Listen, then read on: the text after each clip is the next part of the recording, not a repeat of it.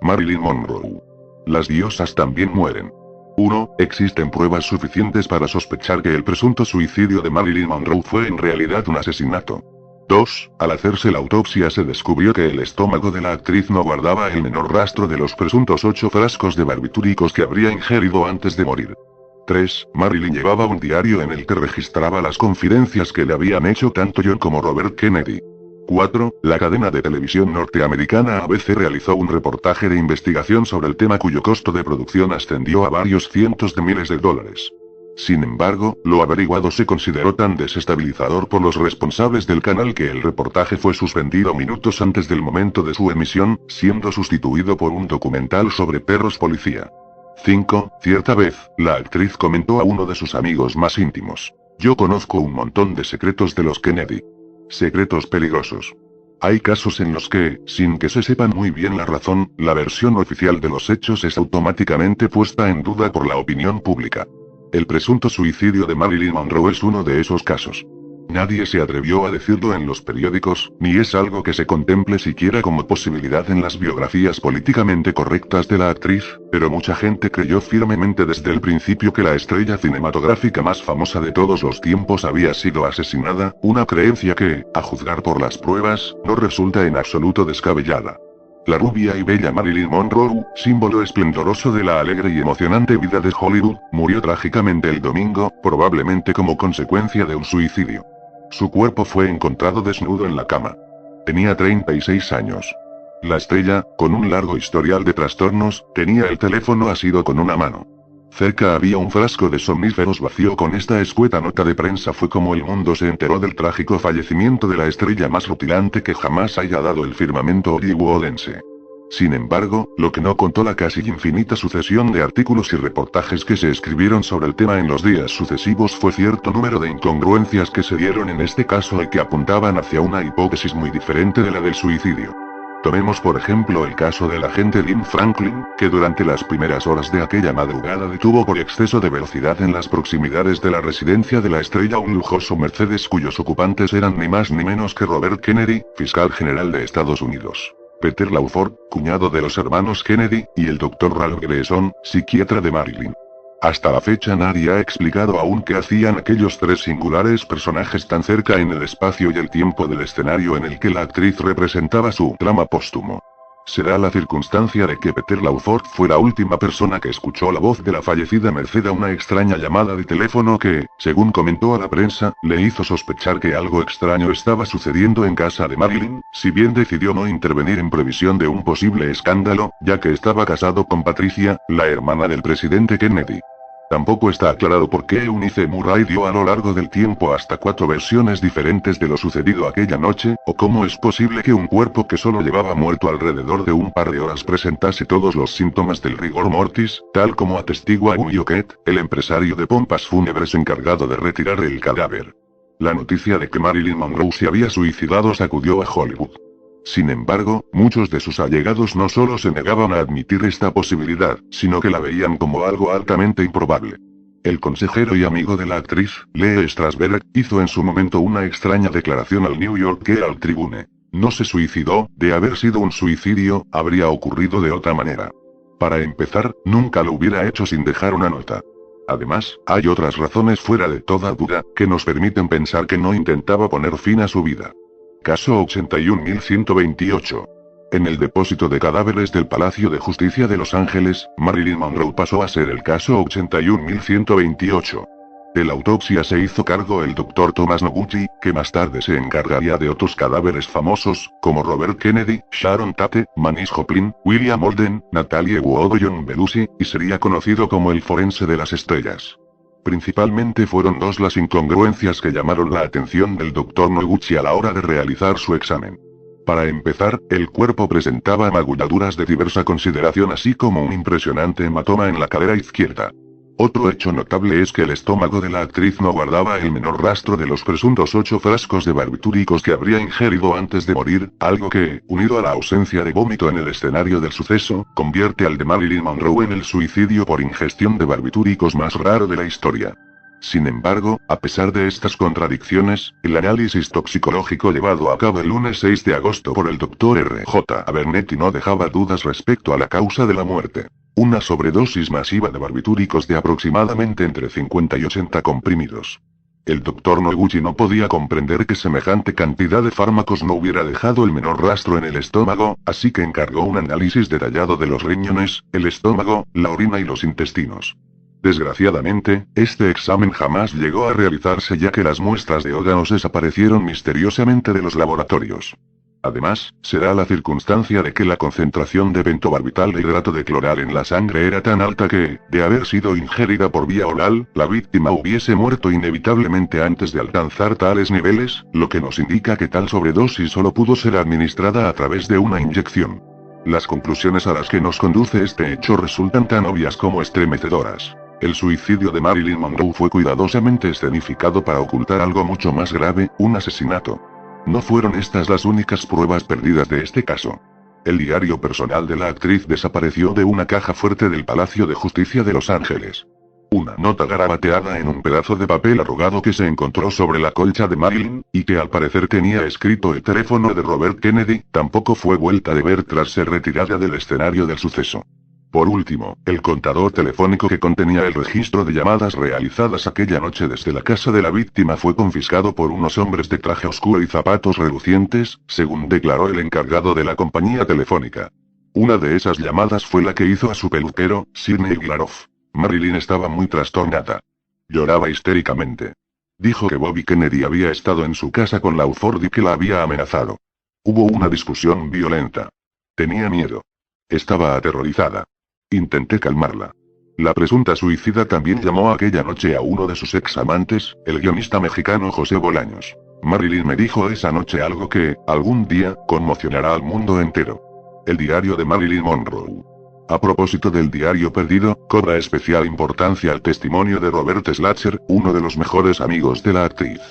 Schlatzer recuerda que unos 15 días antes de su muerte ella lo llamó, visiblemente alterada, para citarse con él. Emocionalmente se encontraba hundida. Primero John Kennedy y luego su hermano Robert la habían seducido y abandonado sin más explicaciones. El despecho de la humillación la tenían loca de rabia.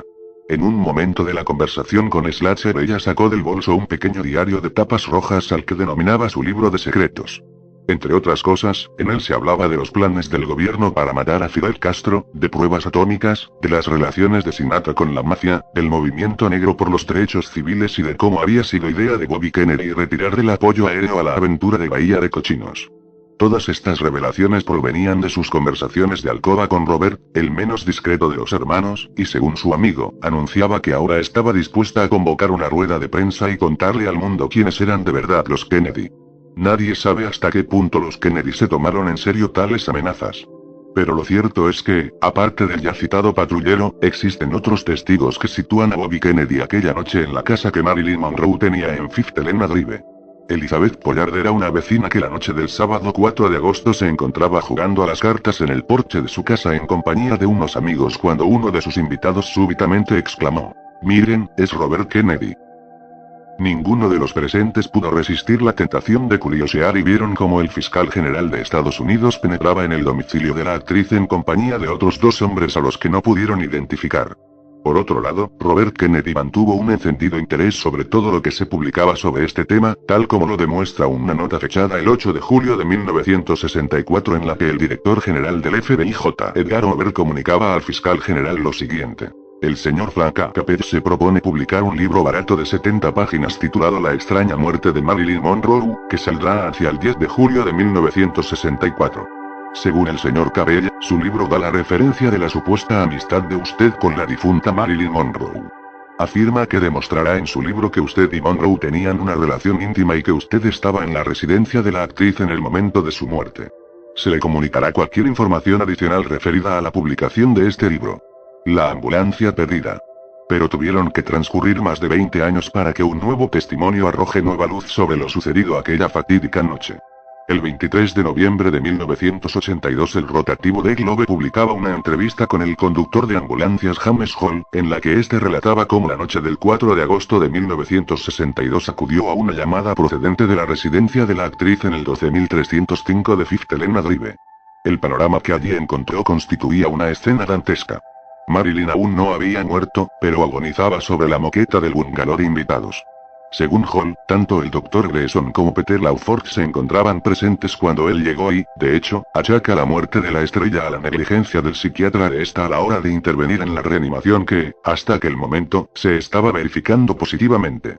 Esta declaración resultó tremendamente controvertida, si bien más tarde pudo ser confirmada tanto por los vecinos de la calle que recordaban haber visto la ambulancia estacionada frente al domicilio de Marilyn, como por Robert Slatcher, dueño de la empresa de ambulancias, quien, si bien lo negó todo en primera instancia por miedo a perder los contratos gubernamentales de los que dependía su empresa, más tarde no dudó en corroborar la versión de su antiguo empleado.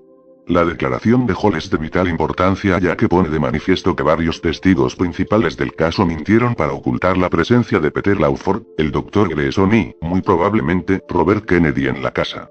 En 1985 la cadena de televisión británica BBC produjo un documental de investigación sobre la muerte de Marilyn titulado I Got the President, que incluía entrevistas con los principales testigos y personajes implicados. Uno de estos era Eunice Murray quien, creyendo finalizada la grabación, realizó unas sorprendentes revelaciones que fueron registradas por un micrófono que aún permanecía abierto. A mi edad, debo seguir encubriendo todo esto. Preguntada sobre a qué se refería, la señora Murray relató que Robert Kennedy había estado allí esa noche y que había mantenido con Marilyn una discusión extraordinariamente violenta.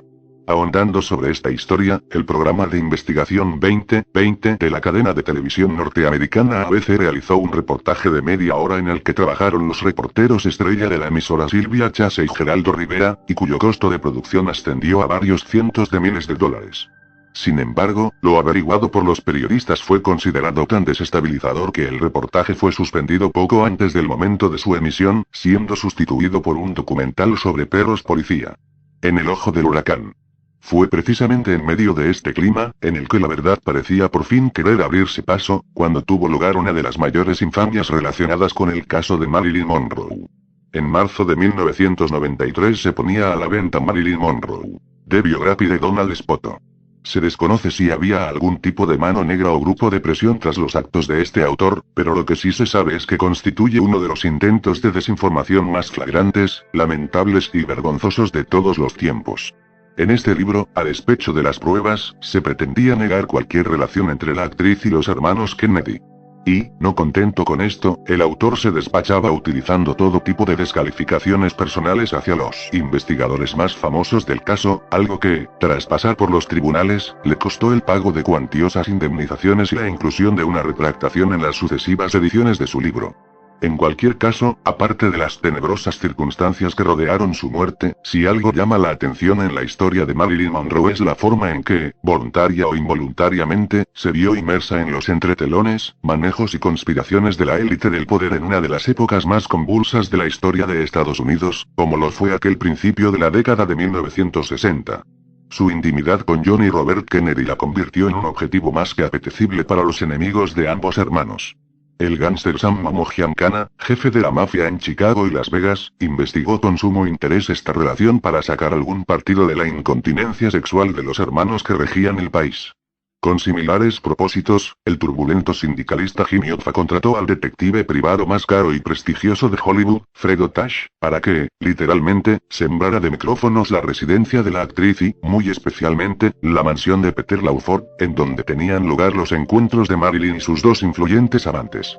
De hecho, las cintas de Fred Otash, desaparecidas tras la muerte del detective, serían una de las pruebas de cargo que aclararían multitud de puntos oscuros de este caso. El último de los interesados, aunque no el menos importante, en la intimidad de Marilyn Monroe fue J. Edgar Hoover, que tenía destacado un equipo de agentes del FBI con el único propósito de mantenerlo informado de los movimientos de la estrella.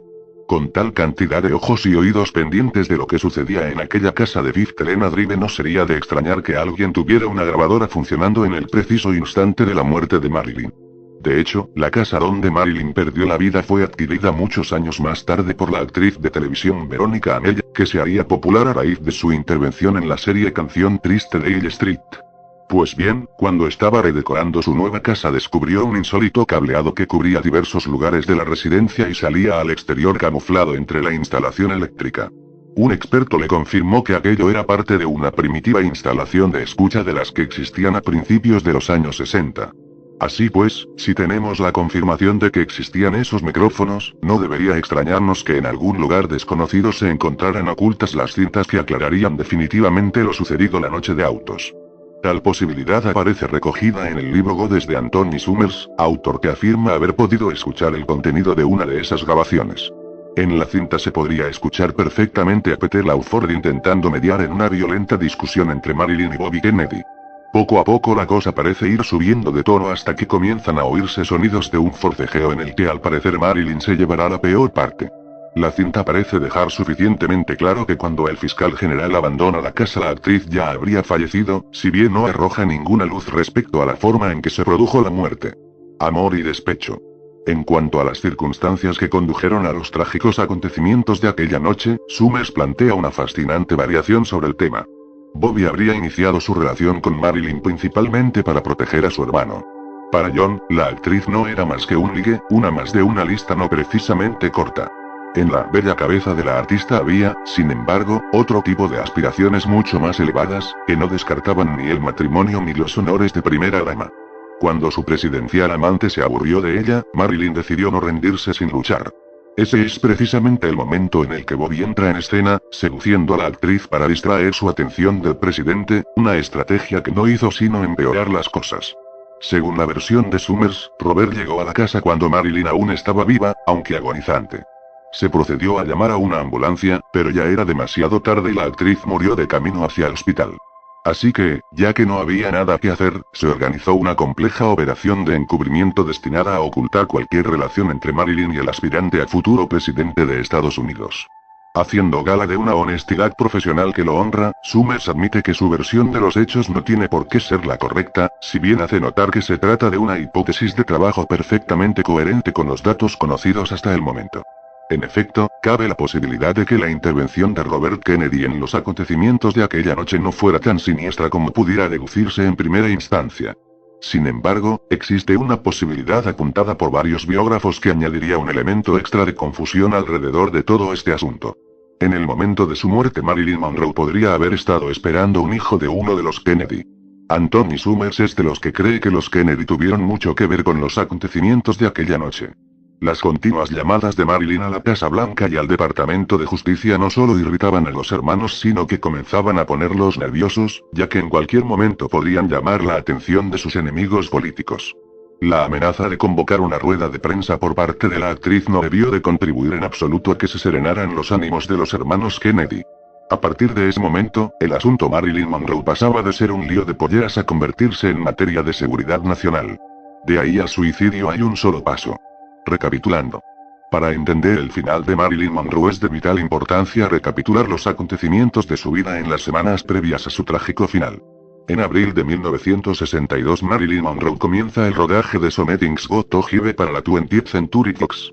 Habían transcurrido 17 meses desde su papel estelar en Vidas Rebeldes con Clark Gable y Montgomery Clift, 15 desde su divorcio del escritor Arthur Miller, autor del guión de aquella película, y 14 desde que decidiera ponerse en tratamiento por su adicción a los barbitúricos y al alcohol. Los problemas respiratorios de la actriz y su miedo escénico crónico ya habían retrasado mucho el rodaje. Fue justo entonces, el 19 de mayo, cuando Monroe decidió viajar a Nueva York, a pesar de encontrarse enferma y de las amenazas de despido por parte de la Fox y había más ausencias injustificadas, para cantar su célebre cumpleaños feliz en un homenaje al presidente John F. Kennedy. Marilyn estaba sola, de pie, deslumbrante sobre el escenario del Madison Square Garden. Peter Lawford y otros muchos de los presentes sonreían maliciosamente, pues sabían perfectamente que la que tan sensualmente le estaba dedicando la canción era en realidad la amante del presidente. Cuando empezó a cantar, Marilyn parecía cargada de energía, tal vez por efecto de las píldoras de dexedrina prescritas por los médicos del estudio. Tras 7 minutos de actuación Monroe se derrumbó en su camerín presa de la fiebre. Sin embargo, consiguió reponerse y 2 horas más tarde asistía a una fiesta dada por el magnate teatral Arthur Krim. Allí se pudo ver a los 2 hermanos Kennedy hablando en privado con la actriz durante aproximadamente 15 minutos. Poco más tarde el fiscal general observaba intranquilo cómo el periodista Merriman Smith charlaba con Monroe mientras tomaba notas en su libreta. Cuando un agente del servicio secreto le dijo que otro periodista había tomado una fotografía de Marilyn hablando con los hermanos Kennedy, su ceño se frunció con visible irritación. A la 1 de la madrugada, agentes del servicio secreto escoltaban al presidente y a Marilyn hasta el Hotel Calile donde JFK tenía alquilado un ático. El encuentro duró varias horas y aquella fue la última vez que se vieron en tales circunstancias. Mientras esto sucedía, a las 2:30 Merriman Smith era despertado por dos agentes del Servicio de Asuntos Confidenciales, que mantuvieron con él una larga charla para explicarle que no era conveniente para su salud ni para su futuro profesional escribir sobre Marilyn y los Kennedy. Abandonada.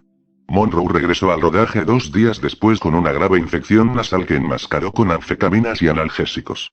El fin de semana siguiente ella supo que el presidente estaba a punto de terminar con su relación a instancias de sus consejeros, que opinaban que aquella frivolidad ponía en grave riesgo su futuro político.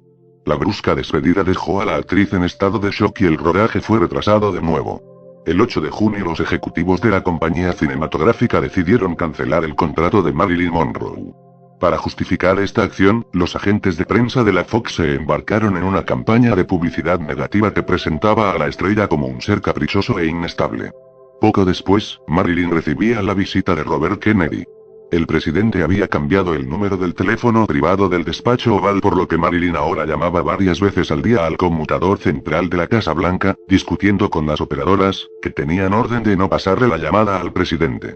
El fiscal general había ido allí para pedirle que cesaran esas llamadas. Como gesto de buena voluntad, Bobby le dio a la actriz su propio número privado del Departamento de Justicia. Robert Kennedy ya estaba acostumbrado a reparar los desatinos sexuales de su hermano. Sin embargo, en esta ocasión fue él quien cometió una imprudencia al embarcarse en una incierta aventura amorosa con Marilyn.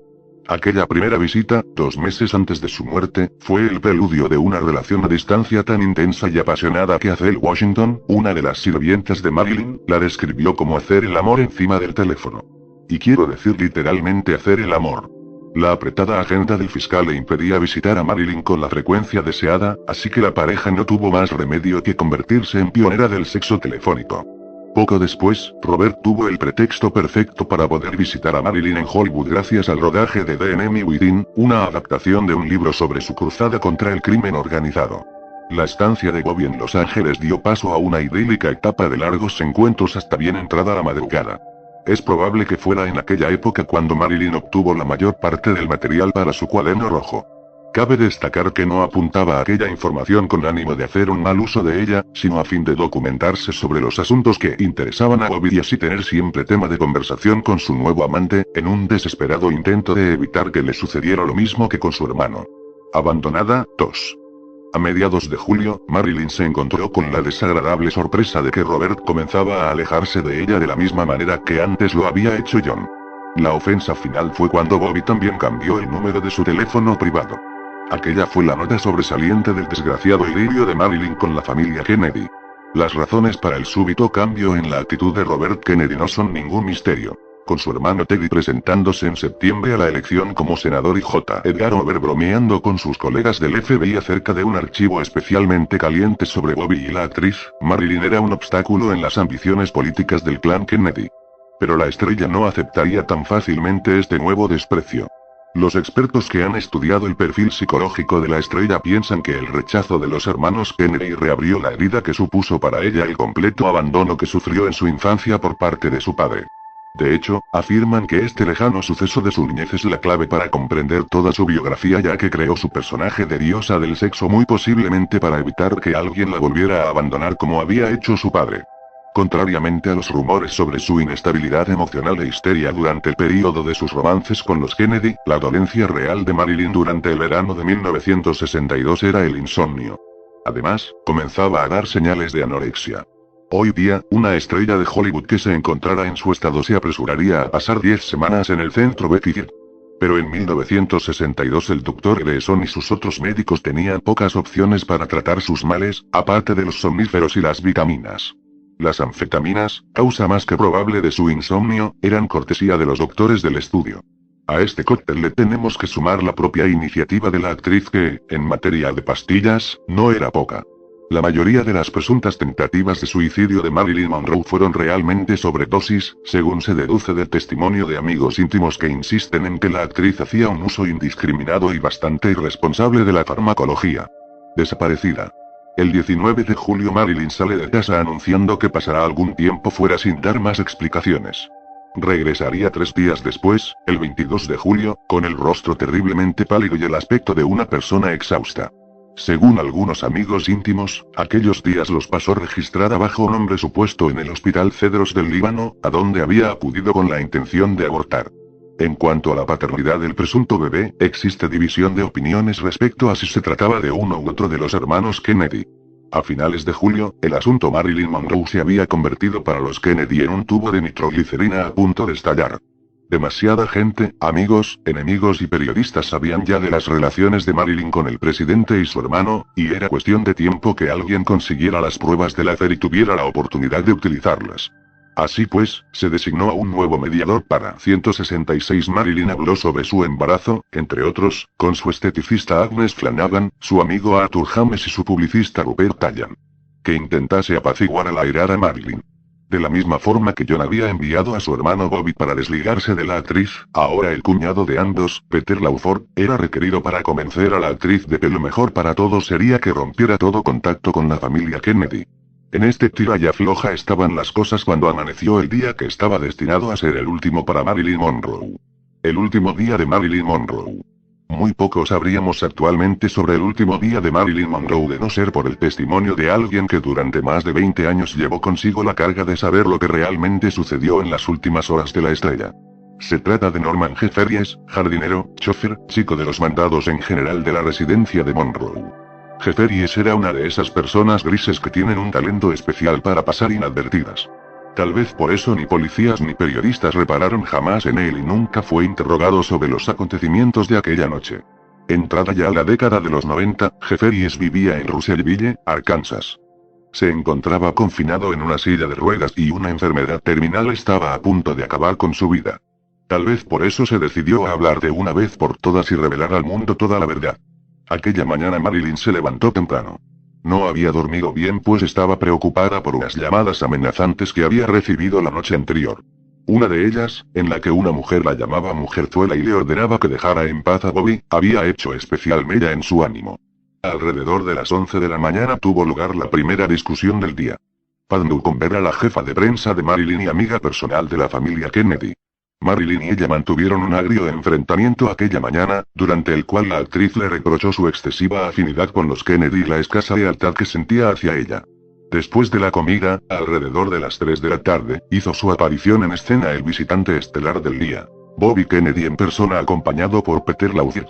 Ambos visitantes manifestaron su deseo de conversar a solas con la actriz y despidieron al servicio. Cuando Eunice Murray y Jefferies regresaron una hora después el coche ya no estaba en la puerta, los visitantes se habían marchado y Marilyn estaba en un estado de tremenda excitación nerviosa, presa de un ataque de pánico. En 1985 Mark Monsky, de los servicios informativos de la NBC, pudo acceder a un funcionario del gobierno estadounidense que había tenido ocasión de escuchar las grabaciones realizadas en casa de Marilyn.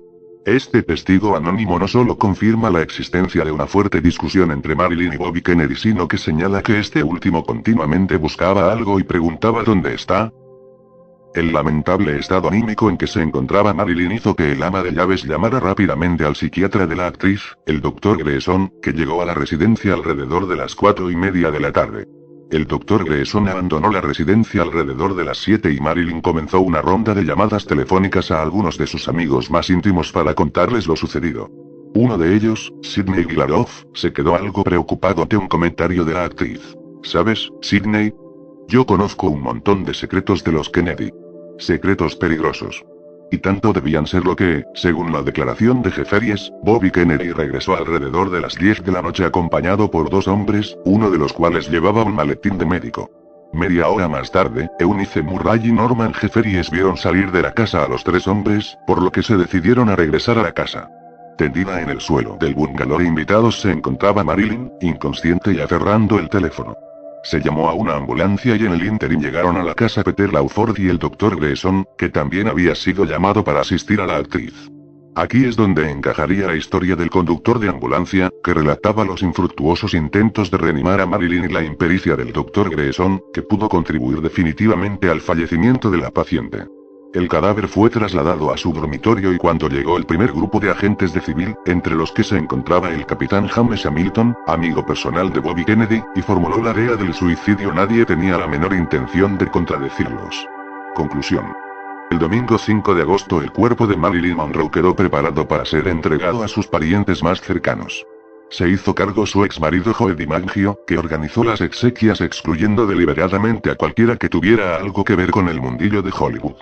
Personajes de la talla de Frank Sinatra y de Anne Martin fueron retenidos en la puerta por los guardias de seguridad mientras en el interior del cementerio se celebraba una sencilla ceremonia a la que fueron invitados solamente los amigos más íntimos de la actriz. Más tarde, DiMaggio confesaría a algunos de ellos que inculpaba de la muerte de Norma Jean, la que había sido su gran amor, a Hollywood y, muy especialmente, a los Kennedy. Tal vez fuera el pastor que celebró su funeral quien involuntariamente diera una de las claves de su muerte al decir: cuán temible y maravillosamente fue hecha por el Creador.